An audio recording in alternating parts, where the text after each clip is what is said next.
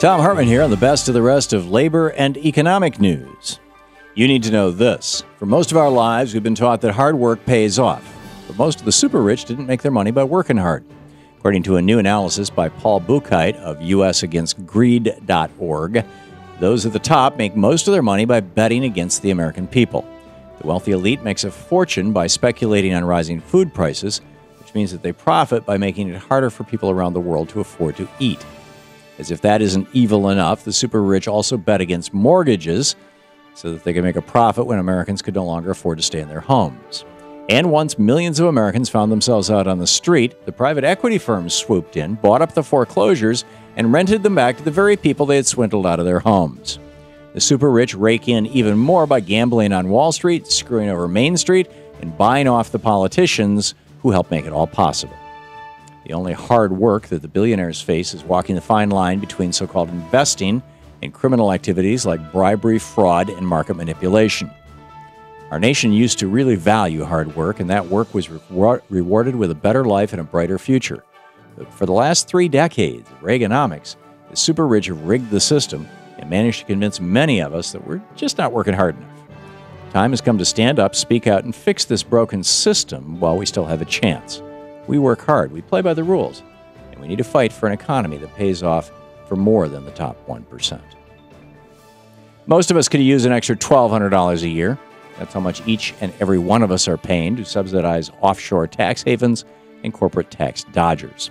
A new report from the United States Public Interest Research Group says that corporations and the rich skip out on $184 billion in state and federal income taxes every year by using complicated accounting tricks to shift their profits to offshore tax havens.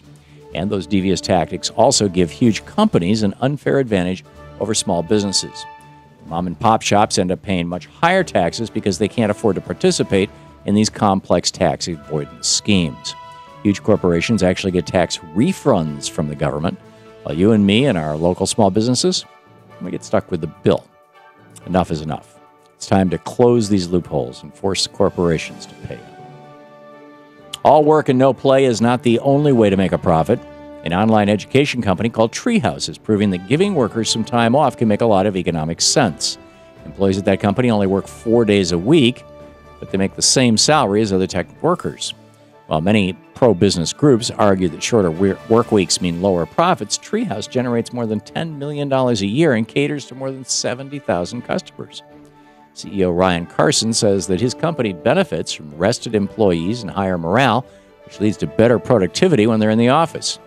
He explained 32 hours of higher quality work is better than 40 hours of lower quality work. And he finds that it's easier to recruit top talent as prospective employees are drawn to the possibility of shorter weeks with equal pay. Not every business can take 3-day weekends, but Carson explained that so-called rolling schedules, where some people work Monday through Thursday, others work Tuesday through Friday, can make shorter weeks possible in many other workplaces. Fact is, more time at the office doesn't always mean more work, and Treehouse proves that it also doesn't necessarily mean more profit. How would you like to have your mail handled by Staples? Well, thanks to a backroom deal made back in 2013, that's exactly what's happening in many areas. The United States Postal Service has established a pilot program to have non-union, low-wage workers handle our mail in 80 Staples stores throughout the country. Not only does this deal undercut postal unions, but it poses a serious threat to the security of your mail. Privatizing this vital service means that delivery could be interrupted, and it means that poorly trained low-wage workers will be in charge of one of our last forms of completely private communication. Handing our mail over to Staples also means that the post office will be denied more much-needed revenue, which will worsen existing budget problems. We don't need or want private corporations handling our mail, and it certainly won't help save the post office. We must protect the post office by demanding that our mail stays out of the hands of private corporations. And finally, some California lawmakers want to take action on excessive CEO pay. Last week, that state Senate advanced legislation from state senators Mark DeSaliner and Lori Hancock that would impose higher tax rates on companies with exorbitant executive pay.